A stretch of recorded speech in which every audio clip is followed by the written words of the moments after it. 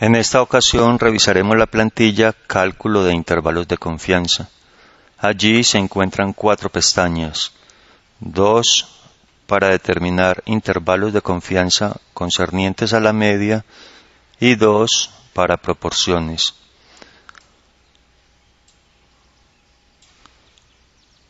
Primero haremos referencia al cálculo de intervalos de confianza para la media. Encontramos una pestaña para muestras grandes en las cuales se utiliza la distribución normal.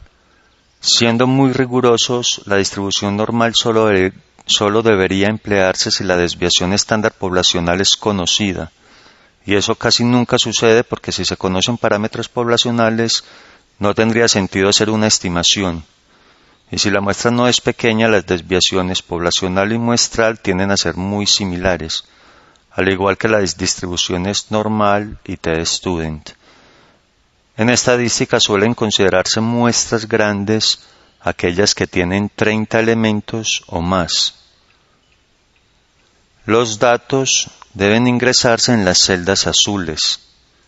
Se necesitan media, desviación estándar, tamaño de muestra y alfa.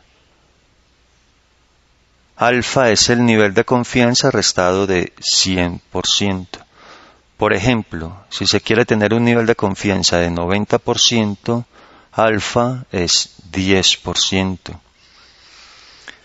Se hace el cálculo para intervalos de confianza bilaterales, unilateral inferior y unilateral superior.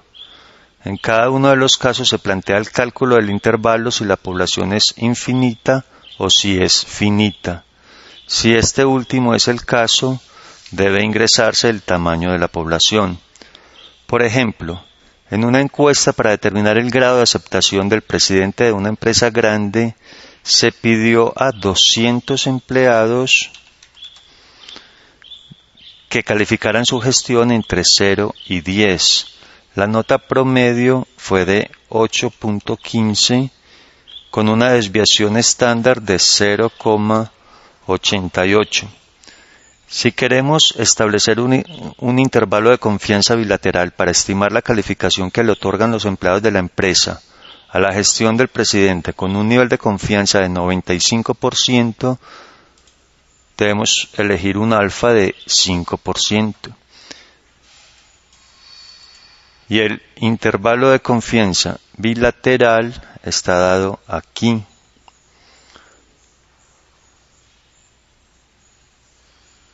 Eso significa que con un nivel de confianza de 95% se estima que la calificación promedio de todos los empleados de la empresa para el presidente está entre 8.03 y 8.27. Otro ejemplo. Una entidad bancaria seleccionó una muestra aleatoria de 30 días. Borremos esto. 30 días y registró el número de reclamos de sus usuarios en cada uno de ellos y encontró un promedio de 21.2 reclamos por día, con una desviación estándar de 6.332 reclamos por día. Si queremos estimar un intervalo de confianza de tal manera que se tenga determinada confianza, digamos el 90%, alfa sería entonces 10%. Y se quiere tener esa confianza de que el promedio de reclamos diarios en la entidad no supere un valor determinado. Debemos entonces hallar un intervalo de confianza superior.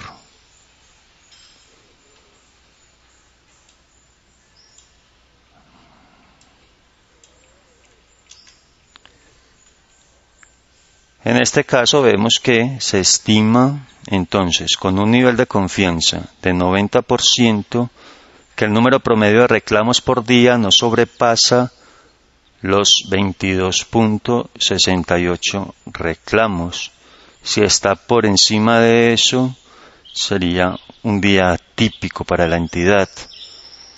Si por ejemplo se restringe a que esa muestra de 30 días se extrajo con base en los últimos 180 días, entonces la población es finita y en ese caso debemos ingresar ese tamaño de población de 180 elementos. La otra pestaña cambia solamente en que se emplea la distribución T de Student en lugar de la distribución normal, pero para efectos de cálculos es exactamente igual. Las pestañas para el cálculo de intervalos de confianza para proporciones funcionan de manera similar al de intervalos para la media, solo que en lugar de media y desviación estándar, que no pueden determinarse con variables cualitativas, se necesita la estimación de la proporción de éxitos o estimación de P. La estimación de Q o proporción de fracasos se calcula automáticamente.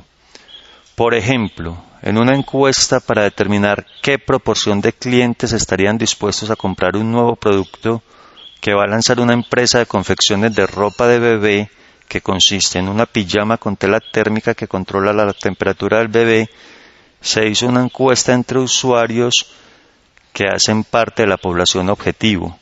En este caso, madres gestantes o madres de bebés de menos de un año. Se hicieron 120 encuestas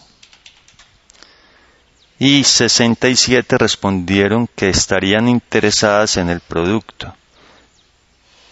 Si se quiere establecer un intervalo de confianza bilateral de 90% de confianza, primero debe establecerse la estimación de P, que sería 67 dividido 120. Alfa es 10%, porque es lo que le falta al nivel de confianza para ser 100%. Y el tamaño de la muestra, ya habíamos dicho, es 120.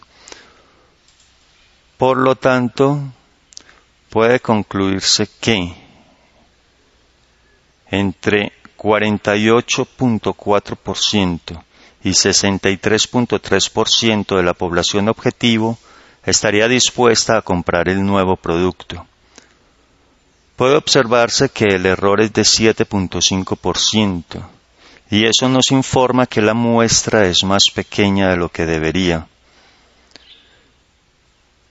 Si quisiéramos establecer un intervalo de confianza de tal manera que tengamos una confianza de 90%,